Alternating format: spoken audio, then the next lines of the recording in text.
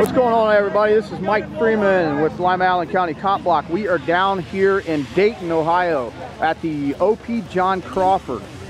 We are standing out in front of the Walmart right here, just across from the Fairfield Commons Mall.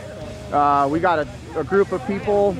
A lot of them are leaving because it is raining, but we got Micah here from the Yellow Springs Cop Block chapter.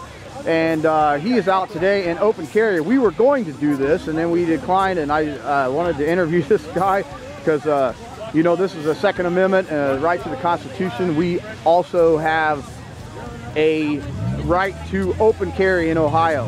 And so Micah agreed to do a short interview with us. I just got a couple questions, man. I just want to know, why are you here today?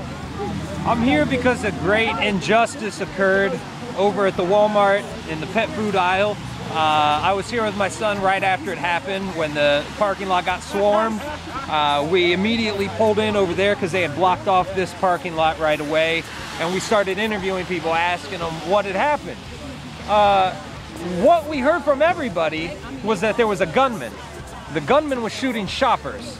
I asked them, what'd the gunman look like? You know, is he at large? They said, yeah, he left the building. This is what everyone around here was saying when the melee ensued. I said, what's he look like? They said, I said, was he white or black? They said he was white. Wow. The gunman shooting shoppers was white. The gunman's name was Officer Sean Williams. So the gunman was white. The gunman, the only person who shot anyone in that store or who threatened to shoot anyone, we can see from the surveillance tape now, we had to fight and protest and demand and threaten to sue for them to even to release that tape. And Walmart was complicit with the police every step of the way. They helped the police. They refused to release the tape when the police said, don't release the tape. We don't want it to get out, because if people see what happens when they're pissed off because this just happened, the streets are going to erupt in protest. So they tried to wait it out and let all of the anger dissipate, and then they finally released the tape, and we saw what happened. Nobody was freaking out about John Crawford. Nobody was saying, oh my God, there's a guy with a gun, and pulling their carts away. People were getting cat litter right in the same aisle with him. No one gave two squirts of piss about him being in there with what appeared to be a real assault rifle. And instead of prosecuting Officer Sean Williams, instead of prosecuting Ronald Ritchie, who admitted in an interview eventually that he lied, instead of doing that, the Beavercreek police has said it doesn't really matter. We'll make up the law as we go along. It doesn't matter that Ohio is a constitutional carry state. It doesn't matter that he didn't threaten anybody, that the gun was on the ground when Officer Sean Williams says he finally double tapped him towards center mass, and he only had 2 bullet wounds. So if he double tapped him, that means that happened when the gun was already on the ground, which was almost instantaneously. He tried to run away. This man was terrorized and then murdered by 2 law enforcement officers who did not enforce the law. They made up their own law. They wrote it in that store, and they've not been prosecuted. I gotta agree with you, man. That the video evidence is overwhelming. I mean, it says it all. It says it right there. The whole incident. This guy was absolutely no threat. The sad thing is that you know, when you got a 23-year-old kid out here, I start thinking about my daughter's 17. This kid was just starting his life, you know, and it was you know, drastically ended, and it's just very unfortunate. So yeah, man, great answer. Second thing is, what would you like to see done with the eventual outcome regarding John Crawford? Well, it's become bigger now. John Crawford is almost an emblematic symbol of police abuse. Because it's just like in Ferguson, where it became bigger than Mike Brown. It became about the police response. We've had law enforcement officers threatening to arrest 14-year-old children for filming them at these protests. We've had 9-year-old children who are shopping, who the police were pushing to try to get them out of the mall.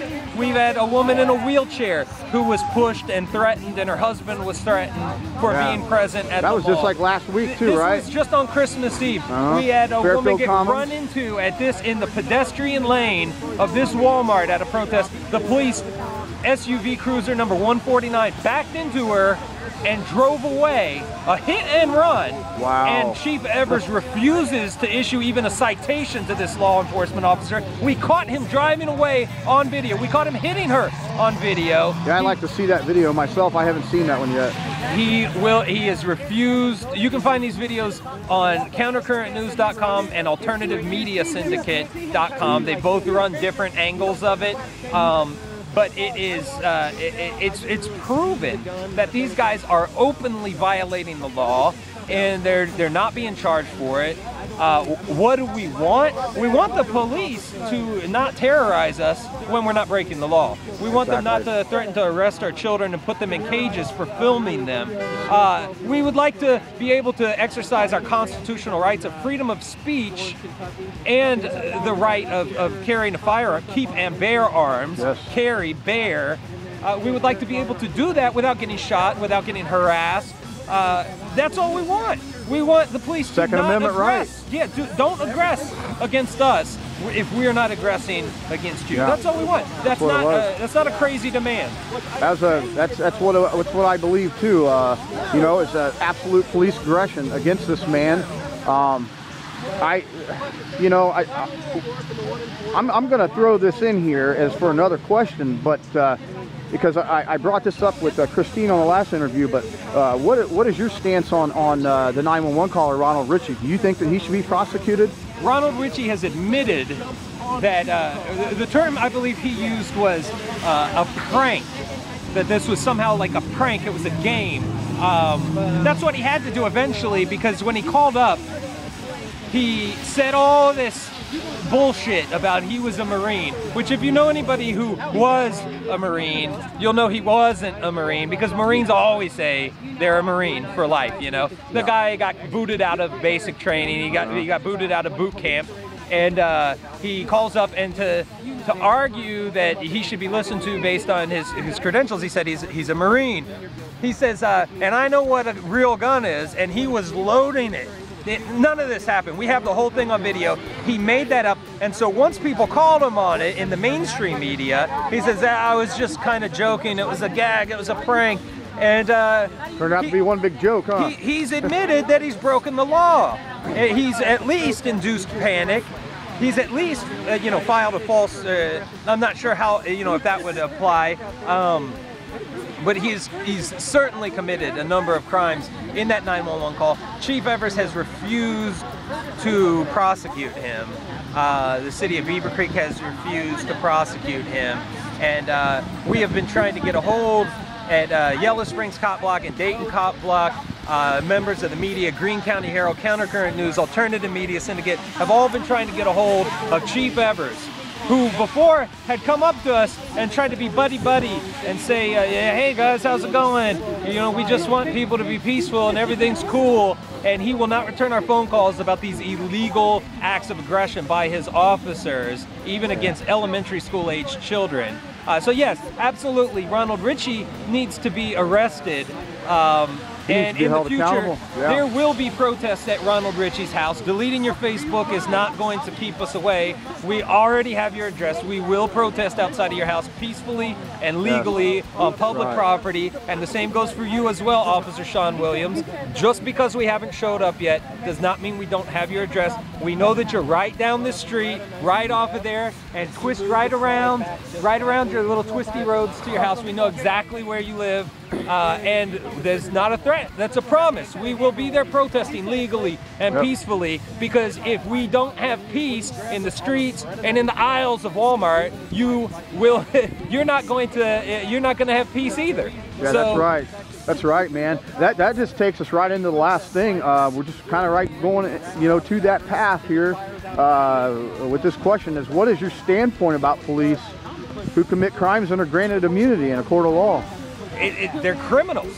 They're criminals, and there's criminals who are allowing them to stay in uniform and allowing them to remain armed and giving them that little badge. They're all criminals. They're all complicit in these crimes. As long as there is any sort of state, a federal state, the only use for it whatsoever should be to go after, on a federal level, people like this, the individual local corrupt. This is Greene County. We have a history of corrupt police chiefs. I've heard that. I've heard that from several people in this area. I used to be a resident in Vandalia, and I've heard lots of horrifying stories about the police in Greene County. And not only that, but I've also heard about the sentences that the judges passed down to people and put them in jail for victimless crimes and lock them up for 180 days. I've heard it numerous occasions from different people who have you know been involved in their court system. So just wrapping up here, do you think that the prosecutors, what do you think is a viable solution as far as if these prosecutors are not willing to even bother to indict these officers, not only here in Dayton or you know, Greene County, but across the nation? If the prosecutors aren't willing to step up and say, hey, look, this guy is going to be held accountable for his crime. We are going to hold him to the same standard of justice as the rest of, you know, the nation. What is a viable solution if we can't get these prosecutors to do this? Well, I mean, in your opinion, what do you think? My approach is always to try multiple areas of attack. That means opening investigations with the Federal Bureau of Investigation. Department of Justice? Yeah, absolutely. Yeah. People like me who had elementary school age children who were pushed by these law enforcement officers. The woman who you met who was in the wheelchair, you know, who you were talking to. These people can file, people who were actually aggressed against by the police can file with the FBI, and that's what should be done. That's number one. Contact the state attorney general. That's number two. Sue. Because you know what? Even when you're all done suing, sue again. Yeah, if you don't get the money, if you don't get what it doesn't matter. They don't like getting sued. Nobody likes getting sued. So if they do things that are illegal, they need to be sued. If we can't prosecute them criminally, we can try to get the federal government to prosecute them criminally. If they don't, it's at least pissed in their Wheaties for a little bit. You know, they don't like having the FBI breathing down their throats. They know what the FBI thinks about them. The FBI doesn't like them. The FBI thinks of them the way we think of mall security, and they know it, and they resent them for it. That's a good analogy. I like that. Yeah, they think they're a joke. But they don't cooperate with these federal investigations. So if the FBI is watching this, FBI, if you are interested in justice, you need to prosecute these police officers when they refuse to cooperate with your federal investigations, because they're committing crimes. You can't just blow this off. You need to read the Tao Te Ching. You need to read Sun Tzu's Art of War. You need to look at the rise and fall of nations and see what happens when you don't stop people from these abuses, because our nation is coming apart at the seams right now because of the refusal to prosecute these criminal cops. And if we want a future for this country, if we want there to be an America in 100 years, they're gonna have to do their jobs. The FBI is gonna have to do their jobs, the Department of Justice, and lock these criminal cops up. Yeah, that's awesome. Micah, man, great answers.